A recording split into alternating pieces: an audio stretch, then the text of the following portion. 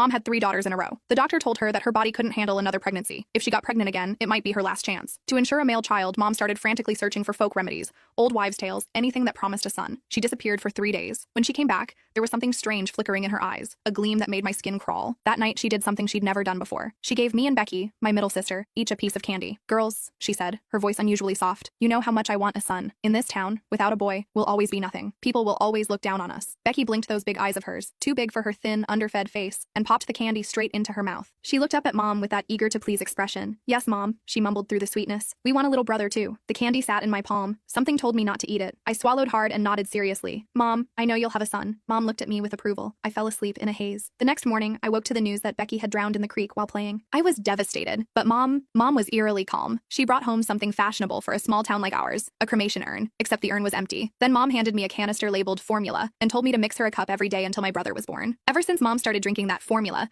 her belly grew bigger and bigger. Half the town said she was carrying twins. Others said the way her belly came to a sharp point meant it was definitely a boy. Mom couldn't stop smiling. "Just one baby," she'd say, beaming. "He's just big, well-nourished." The child really was enormous. Mom's belly swelled up like a watermelon, purple-red stretch marks crawling up toward her chest. She was always complaining about how itchy those marks were, scratching at them until they looked even more horrifying. Raw, angry lines across her skin. Lately, as she got further along, she kept saying her belly felt hard as a rock. Whenever that happened, a cup of that formula would bring color back to her face and calm her down. She even stopped cursing at me as much. But the powder in that canister was running out. I told Mom there wouldn't be enough to last until the baby was born. Should we get more? The moment the words left my mouth, Mom's eyes locked onto me. After I cowered and trembled for a moment, she shook her head. "I'm going to stay at Grandma's for a couple days," she announced. I didn't dare argue. Even without her saying it, I knew. Mom was going to get more formula. Sure enough, when she came back, she said my youngest sister Sarah had been in a car accident. She brought home another empty urn. At the same time, she handed me a sugar canister. It was filled with that same fine, odorless powder. Nothing like milk formula at all. Following her instructions, I mixed the 2 powders together. I overheard her muttering to herself, "Good thing I kept the smaller one as backup. Otherwise, how would I feed my precious baby boy?" Every hair on my body stood on end, but I could only pretend I hadn't heard. Mom's labor was brutal.